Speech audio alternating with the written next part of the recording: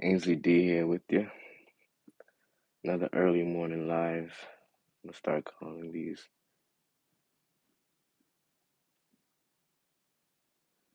calling these insomnia lives.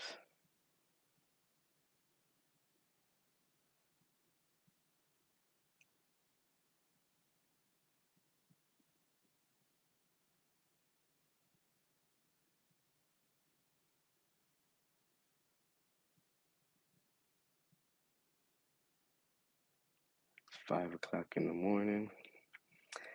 As you can see, the title of this is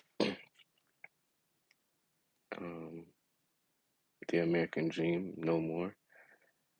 And is it so?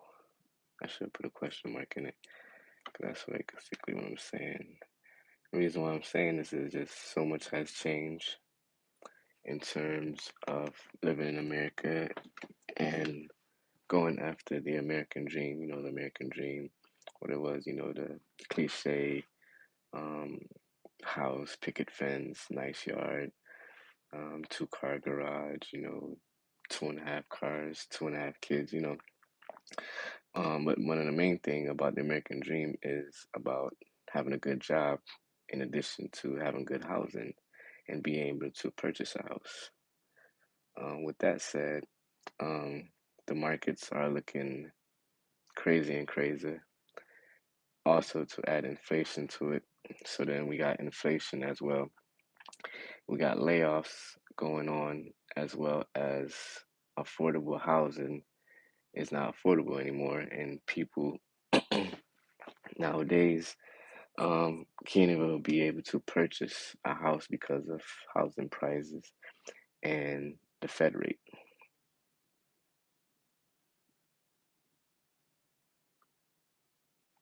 So, with that said, I wanted to come on here and talk a little bit about that and some of the things that we can do to overcome that and how people can um, be able to afford a house or afford a purchase in a house or be able to um, find affordable housing.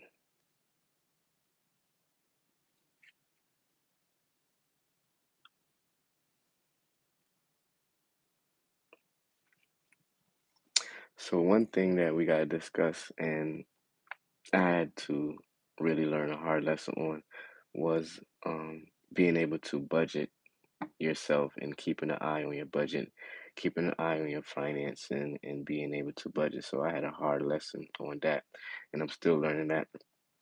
So one of the main things, if you're going after and trying to achieve the American dream, you have to learn how to budget very well.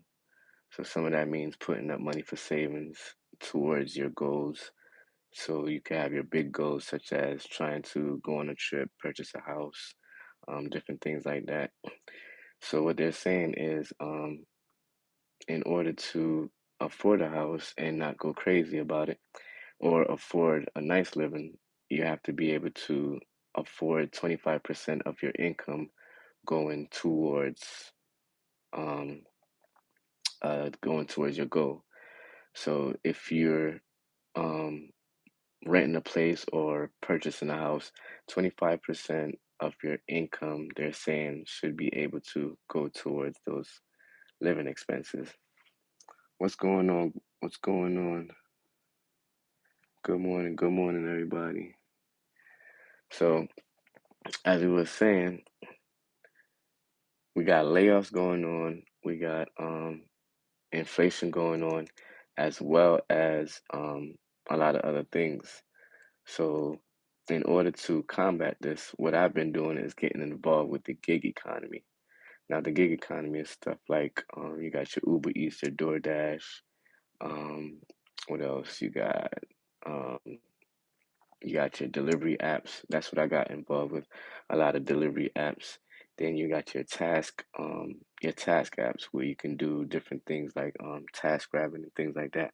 So it's good to get involved with the gig economy in order to um, be able to achieve some of these goals because just working a regular 9 to 5 and wage increase is not matching the CPI core index, like cost per living index. So you got to be able to offset it some way because most of the time your employer is not giving you a big raise to help you out.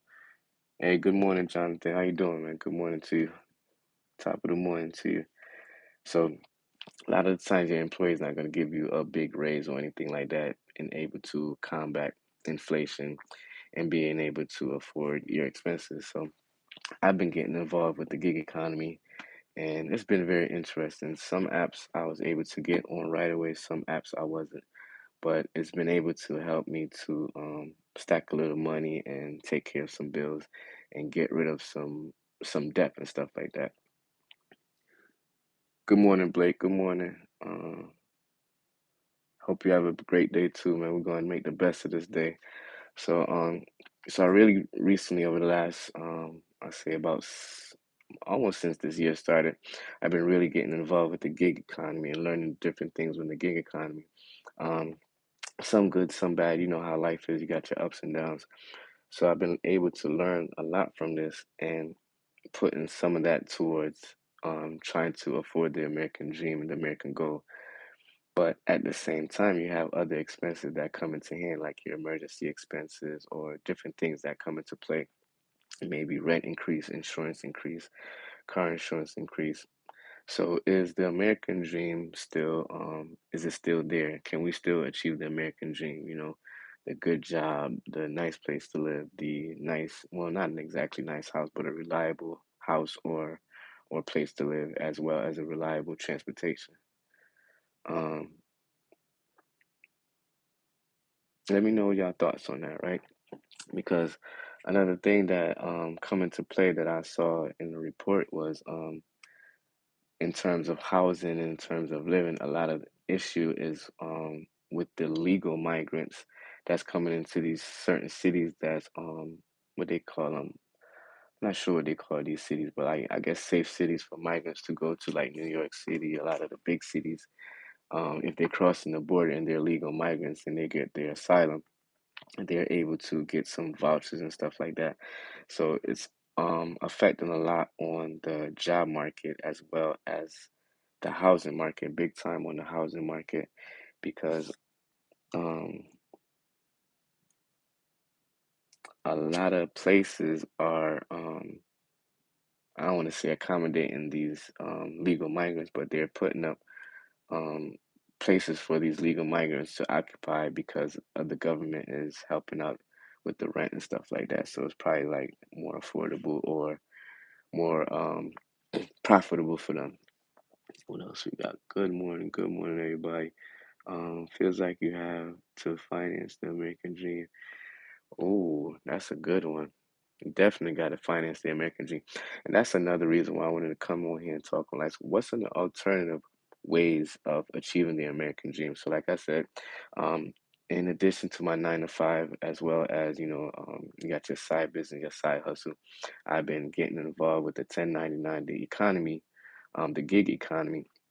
And it's like another alternative way of um, creating finance for your expenses and for your bills. But what's another alternative ways of how you can achieve the American dream? For example, purchasing a house. And I've been doing some research on that as well. And I came across a few different ways about doing that. Um, some of the things was doing things like what they call it. They got private money lenders. They got business credit. Um, you got rehab. What's another way? But either way, you have to, if purchasing real estate or purchase a home, you have to come up with some kind of capital, whether with the bank for closing costs, down payment. So you got to be able to access some kind of credit or some kind of money. So I've been researching different alternative ways because a lot of people is not giving out. A lot of the mortgage companies not giving out, the average American loan or anything like that. What is happening is a lot of the big companies, like the big what is it, equity firms and things like that, private equity firms, as well as public equity firms are purchasing up a lot of these single family homes as well as now they're getting into the multi-family homes. So with doing some research, I found out that the best thing if you want to get into real estate is purchasing a multi-family. So I might be attempting to go that route in this journey, purchase a multifamily, but at the same time researching alternative ways of acquiring these multifamilies. So, what was that? What was that term that person used? Creative financing. So, creative finance is basically different ways of financing real estates without real estate, your home, purchasing a house without um your traditional going ways through your banks and your mortgage company. So I'm gonna start researching some more on that um, creative finance, in addition to private money lenders, business credit, and money arbitrage or wholesale money. So once I get these things done, I'll come back on and I'll do some videos about it. But right now, I just wanted to discuss, is the American dream still affordable, and are you still going after the American dream if you still haven't achieved it? So just wanted to come on here and chat it up real quick. I'll be having my insomnia nights and insomnia mornings. If I go to sleep and I wake up early, then I start doing some research and the things that I find. Just want to come on here and share it, and share the thoughts with y'all. Uh,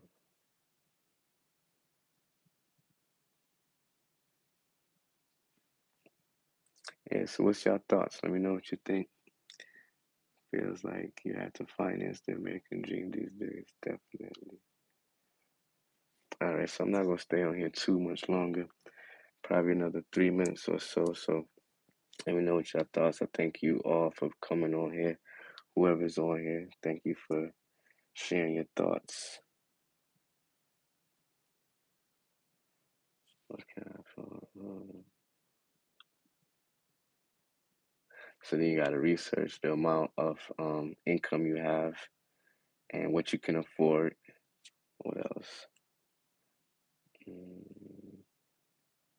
But what I came across when I was doing some research is it's probably even better to purchase land, because I see a lot of lands are going for, not to say a good price, but I'm starting to see more land up for sale. And people were saying like a good thing to do is start off by purchasing the land, get your land, and then put like one of those small, tiny houses on it to start off, and then later on expand. So that's not a bad idea too, to also research.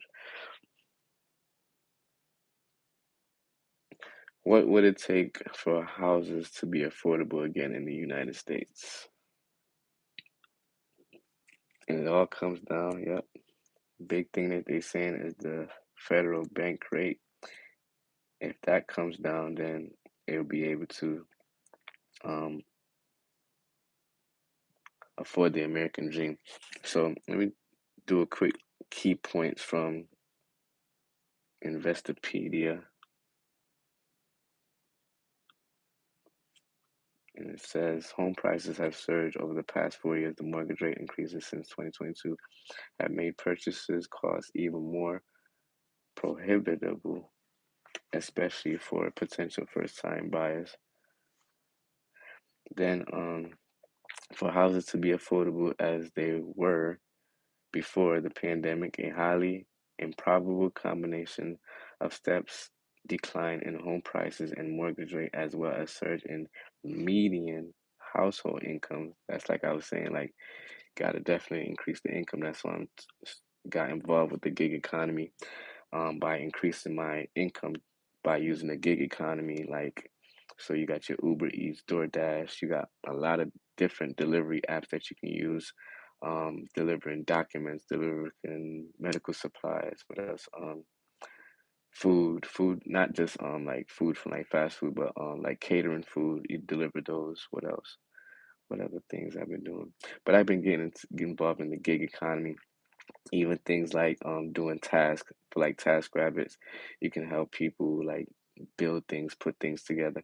And a lot of the things we like for like senior citizens or baby boomers a lot of times putting shelves and stuff like that together, or putting up a TV and things like that. So additional supply of new homes would also help, as the U.S. has been building far fewer homes than are needed ever since the Great Recession. So they're building less homes. So that's why I said some people are saying that it's probably even good to purchase land and then put a tiny home on it until you're able to um, build up or expand on it.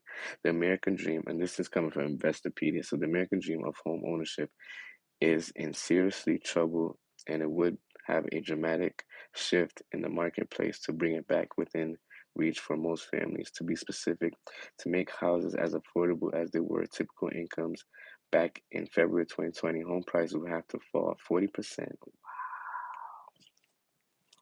Wow, yeah, so that's why I'm really have to research these alternative ways of acquiring real estate. 40% average mortgage rate would have plummeted to an unheard of two negative 2.45% from December 2023 average of 6.8%, or medium household income have to skyrocket to 129,000 from its December level of 77,730. A combination of those three factors would also do the trick, according to calculation by Investopedia. So you heard that. So you have to increase your income. Mortgage rate will have to come down, and yeah, mortgage rate have to come down. Income have to come down. Income has to go up, and mortgage rate has to come down. But other than that, you can do alternative ways of acquiring real estate. Wow. So those highlights how far home affordability have soared out of reach for a typical family since the pandemic hit. First-time home buyers have been hit by double whammy of surging prices since 2020 and since 2022, mortgage rates at or near their highest in decades, both of which have pushed monthly mortgage payments on typical prices homes well above the high earning buyers. And not just that, renters are also getting affected by it. So even rents are going up. But um, thank y'all for being on here. Hope y'all got a little bit of value with that little nigga nuggets. And I'm gonna do another live probably later on today discussing some more things that I came across because it's still probable of acquiring real estate and getting assets and getting home in the American dream. We just have to figure out different ways, and we have to change our purchasing power and do a combination of things. Wow. Yeah. So a lot of lessons learned in life, huh? So we got to keep rolling with the punches. I thank y'all for being on here. Thank you for sharing your time with me. Please like, subscribe, and let's have some more discussion, different things like this. All right. So once again, ANZD, see y'all next.